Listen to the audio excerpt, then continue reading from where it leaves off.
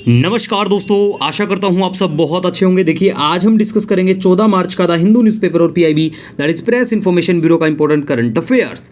तो लीजिए guys start करते हैं। सबसे पहले बात करेंगे लोकायुक्त चर्चा में है। तो देखिए लोकायुक्त सेम लोकपाल की तरह होता है, जैसे लोकपाल सेंट्रल में होता है वैसे ही लोकायुक्त स्टेट्स के लिए होता है। बिल्कुल एंटी करप्शन अथॉरिटी होता है ये। अब देखिए लोकपाल और लोकायुक्त जो है इनको स्टैब्लिश किया जाता है लोकपाल एंड लोकायुक्त एक्ट 2013 से। ये भी बिल्कुल याद रखना, कई बार ऐसा होता है जो स्टेट पीसीएस एग्जाम या फिर एसएससी के एग्जाम, बैंकिंग एग्जाम, उनमें डायरेक्ट पूछ लेते हैं कि भाई लोकपाल लोकायुक्ता या ये वाला एक्ट कौन से क्या साल में आता है। ठीक है, और ये भी याद रखना ये स्टैट्यूटरी ऑर्गेनाइजेशन, स्टैट्यूटरी बॉडी हैं। ठीक है, कॉन्स्टिट्यूशनल नहीं है, बिल्कुल याद रखना गाइज। ठीक है, नेक्स्ट हम बात करेंगे यहाँ पे। तो देखिए फर्स्ट स्टैब्लिश होता है महाराष्ट्र में 1971 में, अगर हम लोकायुक्त के बारे में बात करें।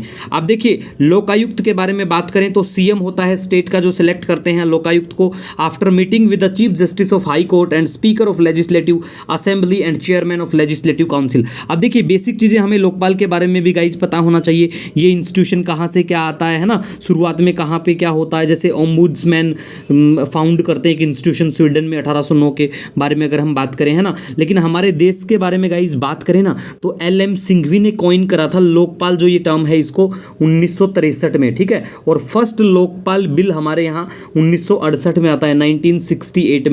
और ये भी याद रखना जो स्ट्रक्चर होती है लोकायुक्त की वो हर स्टेट में एक जैसी नहीं है। ठीक है, ये भी बिल्कुल याद रखने की बात है। नेक्स्ट हम यहाँ पे बात करते हैं Lokpal and Lokayukta first mention किए गए थे एडमिनिस्ट्रेटिव रिफॉर्म्स कमीशन की जो रिपोर्ट है 1966 वाली, जिसको हेड किया था, जिस कमीशन को किसने हेड किया था, मोरारजी देसाई साहब ने। तो ये भी बिल्कुल आपको क्लियरिटी होनी चाहिए गाइज। उससे पहले देखिए लोकपाल बिल जो है वो अराउंड 8 बार पार्लियामेंट में लेके आया गया था लेकिन पास नहीं किया गया था। और जैसे कि हमने यहाँ पे बात की, बाद में फिर महाराष्ट्र बनता है पहला इंडियन स्टेट एस्टैब्लिश करने वाला लोकायुक्त को। हाँ, सबसे जो खास बात है यहाँ पे मेंशन नहीं की, बिल्कुल पता होना चाहिए कि United nation convention against corruption प्यारे भारत ने साइन कर रखी है। ठीक है, United nation convention against corruption बिल्कुल पता होना चाहिए, क्योंकि मेनली ये जो बॉडी है एंटी करप्शन अथॉरिटियां हैं, तो इनके बारे में बिल्कुल पता होना चाहिए गाइज आपको। ठीक है, अब देखिए हम यहाँ पे ये भी बात करेंगे कि जो चेयरमैन होता है लोकपाल के लिए तो वो कौन होना चाहिए। देखिए जो person must have served as chief justice of India, a supreme court जज और a distinguished person with the special knowledge and expertise in the area of anti corruption policy, public administration, vigilance, finance law, इन सब में होना चाहिए। और at least 25 years management, है ना, ये सब उसको आना हुआ होना चाहिए या फिर, है ना। और देखिए लोकपाल जुडिशियल मेंबर के बारे में बात करें, जो applicant must have served as जज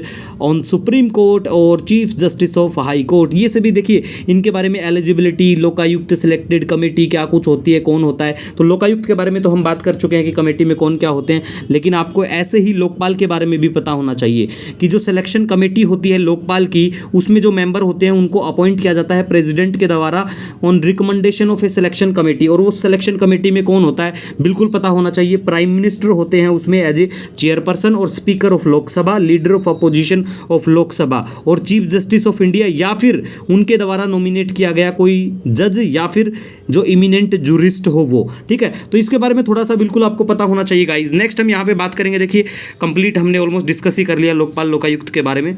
नेक्स्ट हम यहाँ पे बात करेंगे election commission does not have power to ban caste base political rally. ये बिल्कुल आपको पता होना चाहिए, ये चर्चा में क्यों आया। देखिए इलेक्शन कमीशन ने इलाहाबाद हाई कोर्ट को बताया कि भैया हमारे पास ऐसा बैन करने की पावर इलेक्शन कमीशन के पास नहीं है। ठीक है, तो एग्जाम में कई बार देखिए जो हेडलाइन न्यूज़ की बनती है ना, वो डायरेक्ट पेपर में भी कई बार देखने को मिलती है कि भाई इलेक्शन कमीशन के पास ऐसी पावर है, जबकि ऐसी कोई पावर इलेक्शन कमीशन के पास नहीं है। नेक्स्ट हम यहाँ पे बात करेंगे guys Stockholm International Peace Research Institute, जिसे सिप्री भी कहा जाता है, इसके बारे में।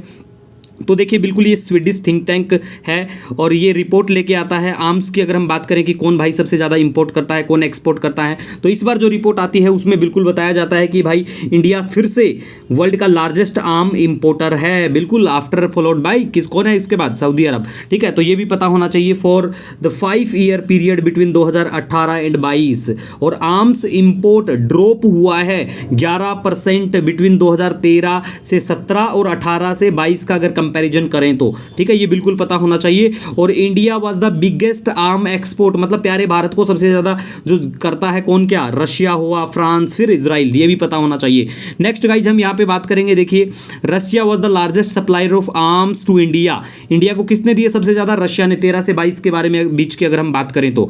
लेकिन इसका जो शेयर है टोटल इंपोर्ट का वो गिरा है 64 से 45%, ठीक है। और फ्रांस जो है सेकंड लार्जेस्ट सप्लायर है, ठीक है, ये थोड़ा सा डाटा है, पता होना चाहिए। नेक्स्ट बात करेंगे साइक्लोन फ्रेडी के बारे में, ये मोजाम्बिक के यहाँ पे आता है, देखने को मिला है वहाँ पे, ठीक है। नेक्स्ट बात करें तो देखिए जापान के नोबल लिटरेचर लूरेट हैं, उनकी डेथ हो गई है, जिनका नाम है केंजा बुरोई, ठीक है, जो भी इनका नाम है ये पता होना चाहिए। देखिए स्पेशली जो हमारे फ्रेंडली जो नेशन हैं, जो हमारे दोस्त देश हैं, ठीक है, उनके बारे में बिल्कुल पता होना चाहिए आपको।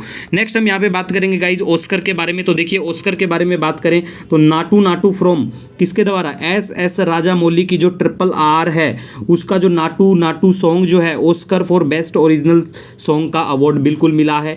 एलिफेंट विस्पेरर्स, ठीक है, इसको डायरेक्ट किया गया था कार्तिकी गोंसाल्विस, जो भी इनका नाम है, और प्रोड्यूस किया गया गुनीत मोंगा के द्वारा, इसको मिला है बेस्ट डॉक्यूमेंट्री अवार्ड, ठीक है। तो ये थोड़ा सा पता होना चाहिए। बाकी जो बेस्ट एक्टर एक्ट्रेस का अवार्ड है वो मैंने टेलीग्राम पे पोस्ट कर लिया है। टेलीग्राम पे हमारा जो PDF है कंप्लीट महीने का 5 से 7 पेज में होता है, फ्री ऑफ कॉस्ट उपलब्ध होता है, ठीक है, वो आपको मिल जाएगा। नेक्स्ट हम यहाँ पे गाइज बात करेंगे, देखिए नोकिया के जो CEO हैं वो मिलते हैं प्रधानमंत्री साहब से, तो उनका नाम पता होना चाहिए, पेका लुंडमार्क, ठीक है, जो भी इनका नाम है। बाइनियल एक्सरसाइज है 2 साल में एक बार होने वाली, जिसका नाम है लॉ पेरोज, ठीक है। मल्टीनेशनल एक्सरसाइज है, कौन से देश इसमें शामिल होते हैं बिल्कुल पता होना चाहिए, फ्रांस, ऑस्ट्रेलिया, जापान, US और इंडिया। और प्यारा भारत इसको पहली बार ज्वाइन करता है 2021 में, और ये एक्सरसाइज पहली बार 2019 में आती है, ठीक है। तो इस बार वाला 3rd एडिशन बिल्कुल पता होना चाहिए, ठीक है। नेक्स्ट बात करते हैं ग्रामीण कृषि मौसम सेवा स्कीम के बारे में। अब देखिए इस स्कीम को स्टार्ट किया गया मिनिस्ट्री ऑफ अर्थ साइंस के द्वारा 2015 में, ये बिल्कुल पता होना चाहिए। इसका मेनली काम है प्रोवाइड करवाना एक्यूरेट क्रॉप स्पेसिफिक एडवाइजरी, किसानों को प्रोवाइड करवाना, ये मेनली इसका काम है। और इसको इंप्लीमेंट किया जाएगा, देखिए हमारा जो मेट्रोलॉजिकल डिपार्टमेंट है उसके द्वारा, और स्टेट की जो एग्रीकल्चर से संबंधित यूनिवर्सिटियां होती हैं वो, और रिसर्च जो एग्रीकल्चर रिसर्च इंस्टीट्यूट है उन सब के द्वारा इसको इंप्लीमेंट करा जाएगा, ठीक है। नेक्स्ट बात करेंगे टोटल फॉरेस्ट कवर जो हमारा देश का है, जो लास्ट फॉरेस्ट सर्वे जो रिपोर्ट आई थी, देखिए उसके बारे में हम डिस्कस कर चुके हैं, नो नीड टू वरी। लेकिन बेसिक पता होना चाहिए, कई बार वनडे एग्जाम में छोटी मोटी चीजें ही पूछ लेते हैं, सबसे ज्यादा फॉरेस्ट कौन से क्या स्टेट में है, कितना % प्यारे भारत में है ना। तो हमारे देश में टोटल फॉरेस्ट कवर की बात करें 21.72% of geographical area of our country, ठीक है। और बाकी जो भी इंपॉर्टेंट डाटा है हम डिस्कस कर चुके हैं, कोई डरने वाली बात नहीं है। एग्जाम से पहले सिविल सर्विस प्रीलिम्स की बात करें तो उससे पहले एनवायरमेंट का हम अच्छे से थोड़ा डिस्कस करेंगे, ठीक है, कंप्लीट ईयर का। उसके बाद में बात करते हैं प्रधानमंत्री मुद्रा योजना के बारे में। तो देखिए जितने भी लोन दिए गए हैं उसका अमाउंट चाहे कितना क्या दिया गया वो याद नहीं रख पाएंगे, लेकिन ये पता होना चाहिए कि सबसे ज़्यादा जो है वुमेन एंटरप्रेन्योर्स को दिए गए हैं इसके तहत, ये पता होना चाहिए। उसके बाद देखिए 45 बिलियन UPI ट्रांजेक्शन हुई है अगर फाइनेंशियल ईयर 2021-22 के बारे में बात करें। ये शो करता है 8 टाइम्स ग्रोथ है इन लास्ट 3 साल में, और 50 टाइम, 5 नहीं है, कभी सोचो भाई गलती से हो गया हो, 50 टाइम्स है इन लास्ट 4 ईयर्स, ठीक है, UPI ट्रांजेक्शन के बारे में बात करें तो। उसके बाद सबसे जो खास बात है वो है कि देखिए प्यारी हमारी जो गवर्नमेंट है वो क्या करने जा रही है, 75 वाटर हेरिटेज साइट को आइडेंटिफिकेशन करने वाली है भारत सरकार, ठीक है। लेकिन आपको पता होना चाहिए कि हमारे पास नो प्रोविजन, कोई प्रोविजन नहीं है under ancient monument and archaeological site and remains act 1958 के तहत किसी साइट को डिक्लेयर करना as a water heritage site, ये प्रोविजन नहीं है इस एक्ट में, ये बिल्कुल याद रखना, ठीक है गाइज। एग्जाम में ऐसा मिलके गलत होने के बहुत चांसेस होंगे, ठीक है। तो इसी के साथ देखिए अगर आपका कोई सजेशन, कोई सुझाव है, नो डाउट आप मुझे कमेंट कर सकते हैं, मेल कर सकते हैं, या फिर आप हमसे टेलीग्राम पे द हिंदू PIB सर्च करके भी जुड़ सकते हैं। मिलेंगे एक नए वीडियो लेक्चर के साथ, तब तक के लिए हैव ए ऑसम डे।